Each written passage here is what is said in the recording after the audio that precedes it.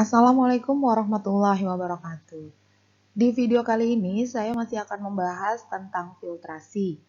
Kalau sebelumnya kita belajar tentang konsep dasar dari filtrasi, tentang pengertian filtrasi, kemudian metode-metode apa saja yang kita gunakan pada saat proses filtrasi, kemudian ada juga kita bahas tentang aplikasi filtrasi di dunia industri. Nah, kali ini saya akan membahas tentang mekanisme dari filtrasi itu. Kemudian saya juga akan membahas tentang cara menghitung dari laju filtrasi. Sebenarnya gimana sih mekanisme kerja dari filtrasi ini? Kalau sebelumnya kita tahu konsep dasarnya adalah filtrasi ini untuk memisahkan antara padatan dengan cairan, yaitu filtratnya, dengan menggunakan media saring. Kemudian bagaimana sih caranya atau mekanismenya atau prosesnya si filtrasi ini bisa bekerja? Berdasarkan prinsipnya, filtrasi ini terbagi menjadi dua, yaitu proses filtrasi secara vertikal dan juga secara horizontal. Proses filtrasi dengan aliran vertikal itu biasanya dilakukan dengan mengalirkan sampel dari atas ke bawah, di mana media filternya itu disusun sedemikian rupa sehingga proses filtrasinya dapat dijalankan. Biasanya untuk proses ini dia akan dibantu oleh gaya gravitasi. Seperti gambar yang di sebelah kanan ini. Di sini kita tahu ini juga udah pernah kemarin kita lihat dari video ya, bahwa ini merupakan media saringnya yang disusun sedemikian rupa, kemudian raw materialnya atau sampelnya dialirkan dari atas sehingga dia dengan adanya gaya gravitasi memisahkan antara padatan dengan cairan, dan ini adalah produknya atau filtratnya. Sedangkan untuk filtrasi horizontal atau aliran horizontal itu biasanya dilakukan dengan mengalirkan sampel ke arah samping. Nah, biasanya media filternya itu tersusun memanjang. Proses ini karena dia menyamping, maka butuh bantuan untuk mendorong sampelnya. Biasanya digunakan pressure atau tekanan untuk menimbulkan daya dorongnya.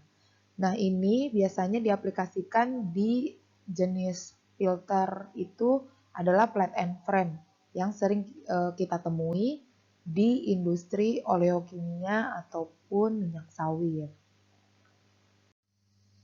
Pada proses operasinya, biasanya filtrasi itu dipengaruhi oleh dua hal. Yang pertama adalah karena adanya tekanan yang konstan, kemudian yang kedua adalah karena laju filtrasinya yang konstan. Nah, pada kesempatan kali ini saya akan menjelaskan tentang tekanan konstan, proses filtrasi yang dipengaruhi karena adanya tekanan yang konstan. Sekarang kita akan bahas pada kondisi tekanan konstan. Untuk tekanan konstan, kita menggunakan rumus T per V sama dengan Kp kali V per 2 ditambah B. Seperti yang sudah saya jelaskan bahwa Kp per 2 ini adalah slope, sedangkan B ini adalah intercept. Nah, data ini, slope dan intercept, ini diperoleh dari grafik. Kemudian nilai Kp itu bisa kita hitung dengan rumus mu kali alfa kali konsentrasi dibagi luas kali pressure drop. Kemudian untuk nilai B itu bisa dicari dengan menghitung nilai mu dikali Rm dibagi luas kali pressure dropnya. Nah, ini untuk keterangan-keterangannya. Sebagai contoh, di sini saya punya soal proses penyaringan selari CaCO3 itu dilakukan pada tekanan konstan, pada pressure drop 338 kN per meter persegi dan temperaturnya adalah 298,2 Kelvin, di mana media filter plate and frame yang digunakan itu memiliki luas 0,0439 meter persegi. Sedangkan konsentrasi dari slurry tersebut itu diketahui sebesar 23,47 kg per meter kubik. Sekarang coba kita hitung nilai alfa dan nilai Rm-nya dari data eksperimen yang diberikan sebagai berikut. Nah, di sini sudah diketahui juga nilai viskositas dari air itu adalah 8,937 Pascal kali second atau sama dengan 8,937 kg per meter kali second. Berikut ini adalah data percobaannya, di mana prosesnya adalah ini waktu, kemudian ini volume. Jadi, berapa volume yang tertampung dalam satuan waktu tertentu, ini diambil dengan beberapa kali pengambilan data ya. Pertama-tama yang harus kita lakukan adalah coba tuliskan dulu data apa saja yang diketahui. Setelah sudah, pastikan lagi satuannya. Kemudian yang kedua adalah menghitung nilai T per V.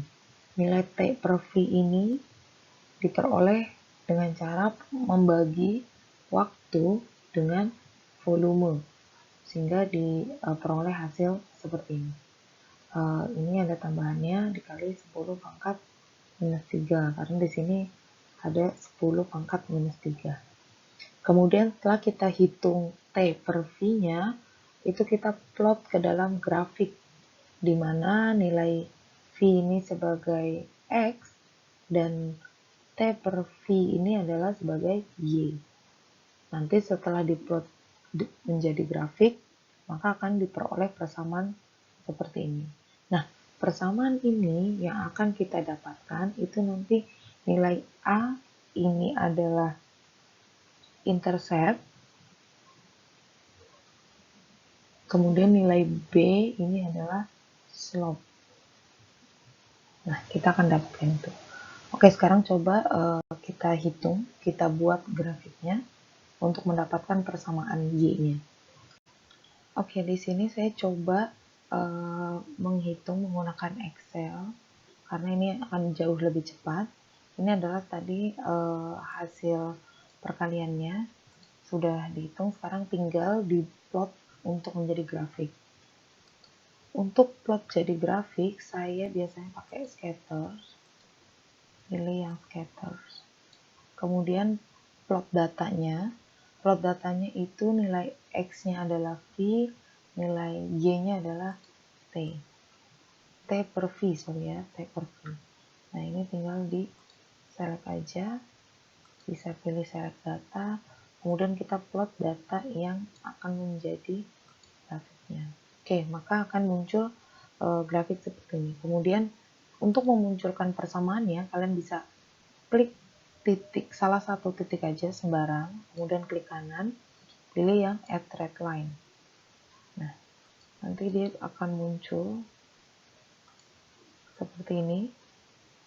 Nah, maka di bagian display equation on chart itu tandanya artinya berarti memunculkan persamaan dalam grafik. Kemudian di display juga atau ditampilkan nilai R kuadratnya, supaya kita tahu berapa tingkat kebenarannya.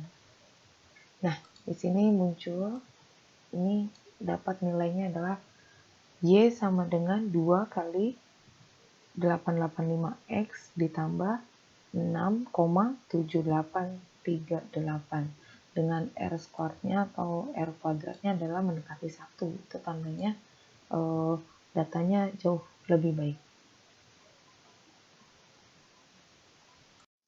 Selanjutnya adalah mencari nilai alfa.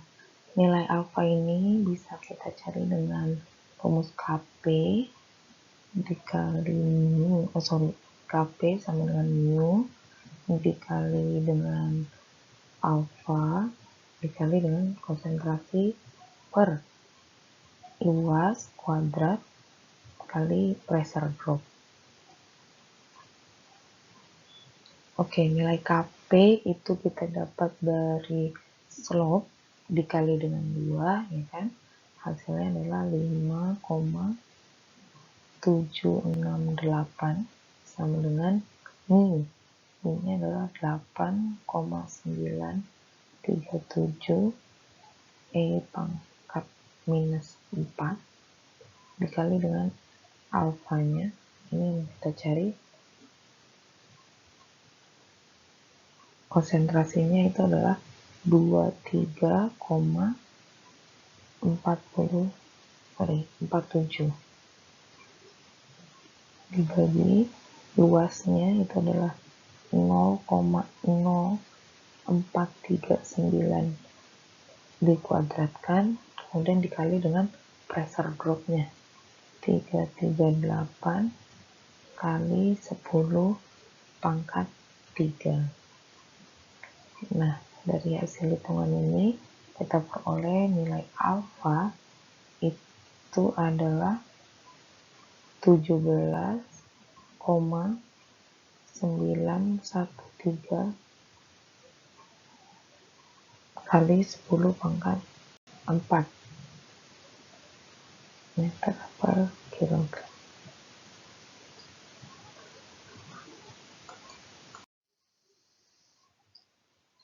Selanjutnya adalah menghitung nilai Rm. Nilai Rm ini bisa kita cari dengan menggunakan rumus B sama dengan mu kali Rm per A luas dari media filternya dikali pressure dropnya. Nah, nilai B ini adalah nilai slope ya. Nilai B ini adalah intercept dari grafik. Oke, nilai B itu adalah intercept dari grafik.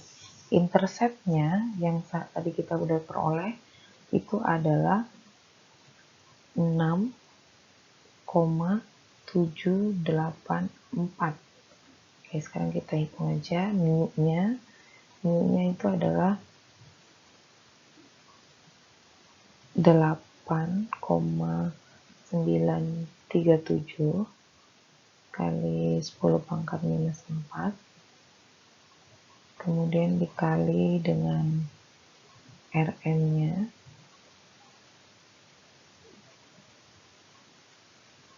dibagi dengan luas penumpangnya 0,0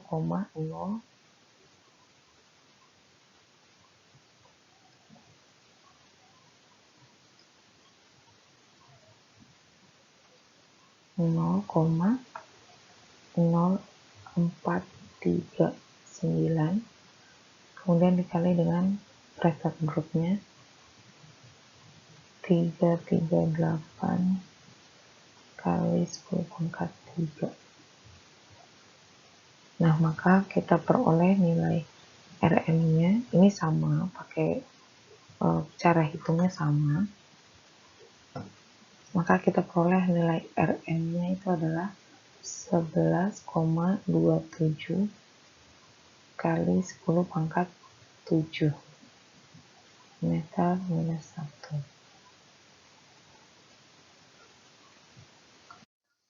Lalu contoh selanjutnya, jika dengan data yang sama, kemudian yang ditanya adalah carilah waktu prosesnya, maka ini kita bisa menggunakan persamaan awal yaitu T per V sama dengan Kp kali V per 2 ditambah B.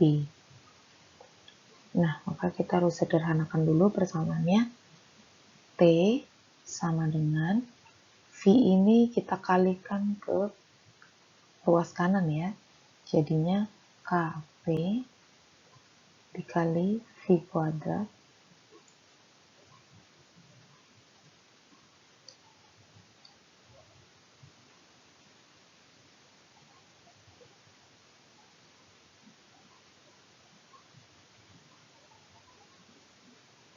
KP dikali V-nya kuadrat per 2 ditambah B kali V.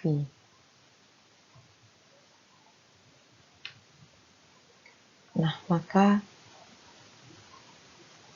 kita peroleh nilai T-nya KP per 2 itu adalah kita lihat nilai KP-nya 5,768 dikali V-nya atau kecepatannya, volumenya ya, itu adalah 3,37. Kemudian kita kuadratkan dibagi 2 ditambah B. B-nya itu adalah 6,786 dikali dengan lajunya 3,37. Nanti silakan di cross check, ini hasilnya adalah 55,62 second. Oke, jika tadi soalnya adalah satu frame, sekarang kita coba untuk yang multi layer atau banyak frame. Di sini diketahui jika luas satu frame itu adalah 0,0439 meter kuadrat, maka luas untuk 5 frame itu adalah 5 dikali 0,0439. Hasilnya adalah 0,2195. Kita tahu bahwa nilai KP itu setara dengan 1 per A kuadrat. Dapatnya dari mana? Ini dari persamaan KP. Kemudian ini bisa kita tulis menjadi 1 per A kuadrat. Karena ini secara matematis sama nilainya 1 pangkat 2, 1 per A pangkat 2, A pangkat 2. Jadi 1 per A pangkat 2. Sekarang kita hitung nilainya untuk KP yang baru. Karena dia multi layer ya, luasnya lebih banyak, maka harus kita hitung dengan nilai yang baru. Itu nilai 5,768 dikali pembandingnya 0,0439 dibagi dengan 0,2195. Nah, dari hasil hitungan ini soalnya dikuadratin ya, maka kita dapat nilai KP yang baru itu adalah 0,231. Kemudian langkah yang sama kita coba untuk kita hitung untuk yang nilai B. Sedangkan nilai B ini dia setara dengan 1 per A. Oke, maka untuk mendapatkan nilai B yang baru, kita bisa hitung 6,786 ini dikali dengan 0,0439 per 0,2195. Ini sama nilainya dengan 1 per 5. Maka jika dihitung hasilnya adalah B yang baru itu adalah 1,357.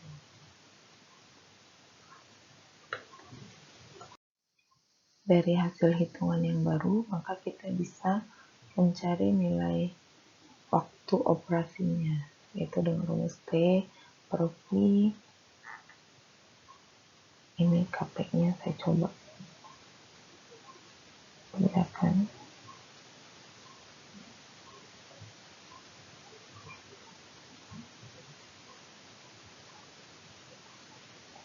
Per 2 ditambah dengan B. Nilai B-nya ini kita pakai juga yang baru. Maka persamaannya menjadi T sama dengan KP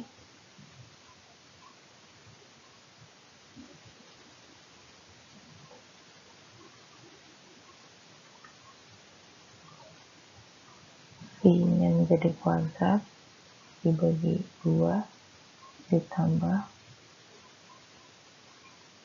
P dikali dengan I. Ini kita tinggal masukkan aja rumusnya. KP yang baru itu adalah 0,231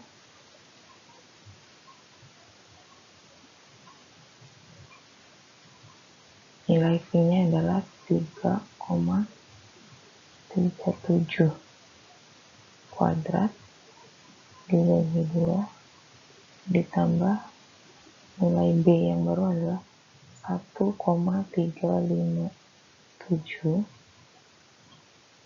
dikali dengan nilai V 3,37. Maka ini hasilnya adalah 5,885 second atau detik. Oke, itu saja pembahasan di video kali ini. Semoga bermanfaat, selamat belajar, tetap semangat, dan wassalamualaikum warahmatullahi wabarakatuh.